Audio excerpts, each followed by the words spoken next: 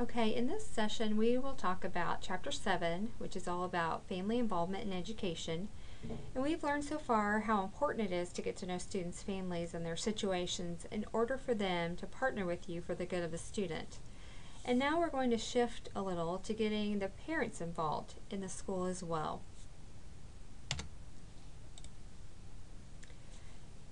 In the podcast that you will listen to for this session, you'll hear the Bolivar Primary PTA president talk about how their organization promotes family involvement.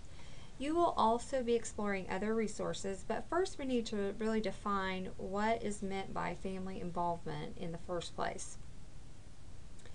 You'll hear lots of different terms to describe family involvement, such as partnerships, parent participation, parent power, family engagement, parent involvement. As you can see, most of the terms are focused on family instead of only parent, because in so many of the home situations, more adults are involved than just parents, as we've talked about before in previous chapters.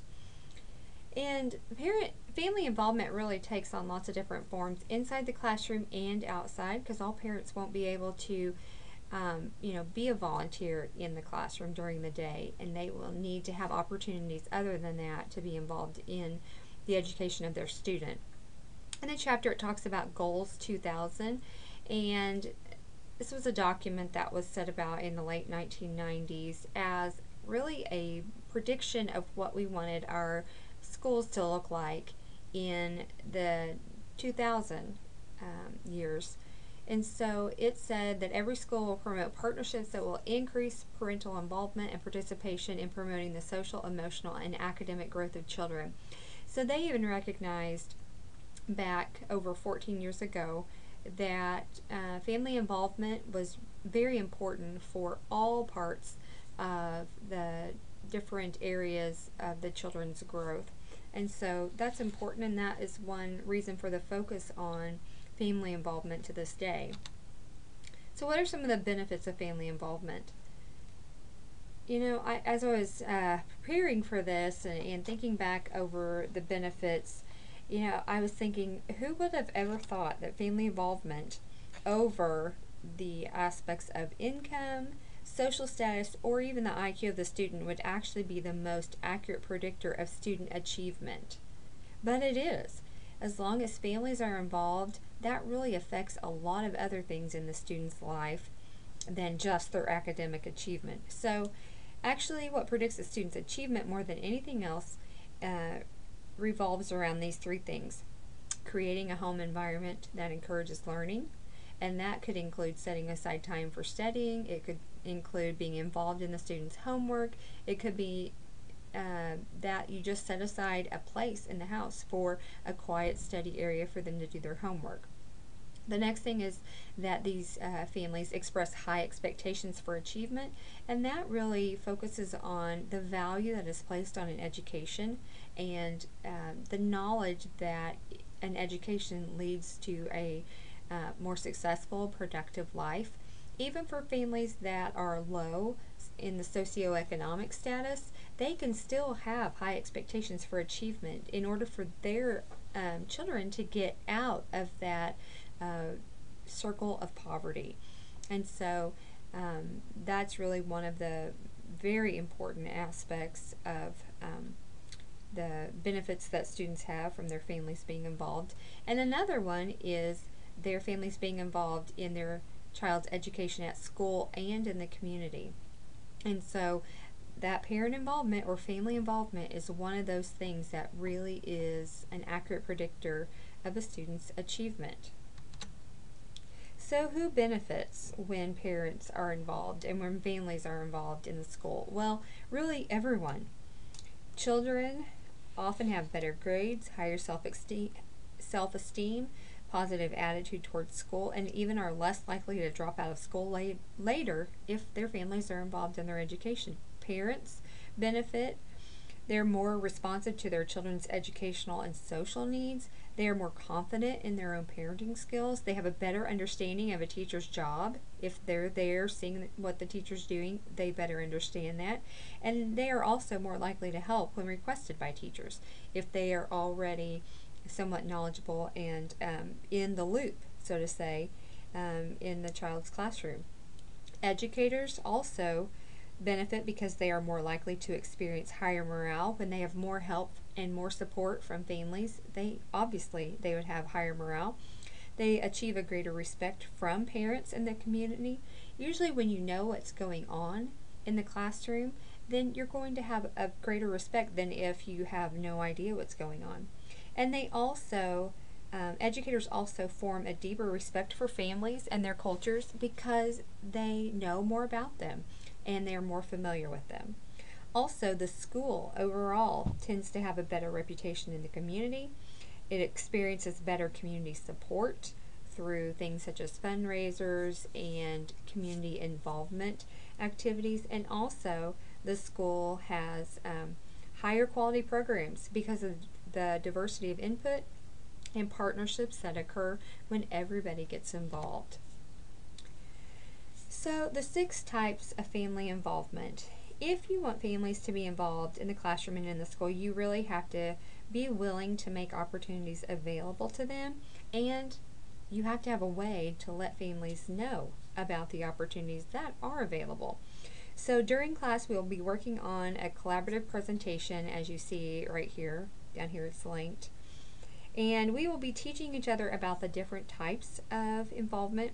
Your section is based on your small group numbers. So if you want to look at that ahead of time to read up on your specific type of involvement so you'll be ready to contribute in classes, that would be a good idea.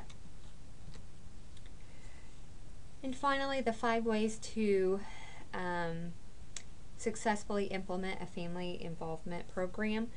The first one is to create a positive school culture.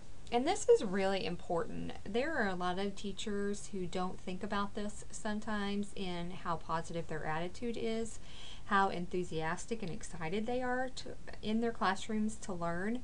But your attitude and your personality says a lot about you and your classroom culture and the school culture overall. And so it's really important to be positive and to be really excited about learning and about what you're teaching. The second one is you need to regularly communicate.